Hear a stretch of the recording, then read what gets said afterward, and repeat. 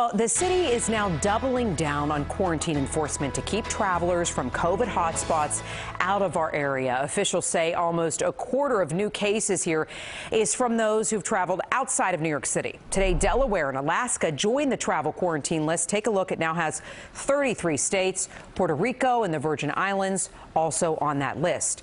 Now, hotels and short-term rentals are now requiring travelers to fill out quarantine forms to get access to their hotel room. And if they don't, they could be fined.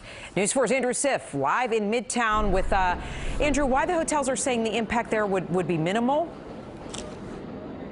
Right. Well, that's partly because of the 300 hotels in New York City. Many of them are closed and most of them are almost empty except for essential workers. But the reason they're doing this is the city's contact trace team determined that 15 to 20% of the new coronavirus cases in New York City are folks who have recently traveled.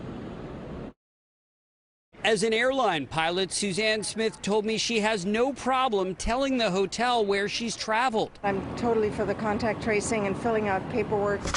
With the stroke of a pen, Mayor Bill de Blasio today adding a new rule for hotel guests. Before they check in, they'll have to fill out a form if they're from a state on the quarantine list. But hotel officials say it won't have much of an impact. There is no business, Andrew. It's like we're a comatose patient. Vijay Dandapani is president of the Hotel Association of New York. Those that are open for tourism business are doing less than 10%, typically 5 to 6%. Another economic sector reeling financially, mass transit.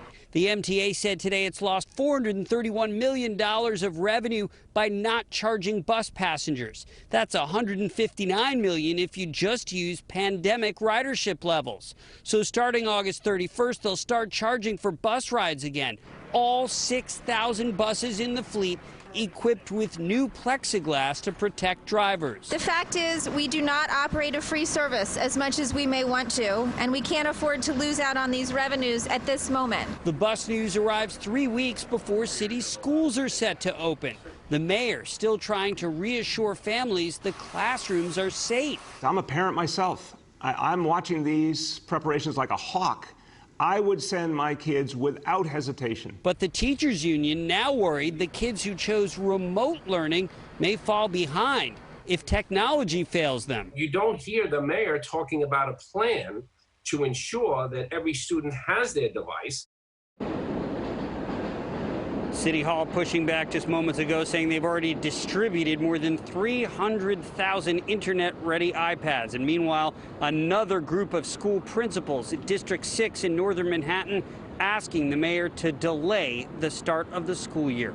We're live in Midtown. Andrew Siff, News 4 New York. All right, Andrew, thanks for the latest there.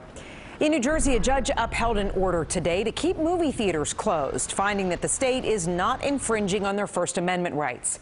The National Association of Theater Owners, along with 6 cinema chains, argued that the state was discriminating against them by allowing churches to stay open while the theaters were ordered to close. But the judge found the order to be content neutral, saying that the state has shown it was a reasonable response to the pandemic.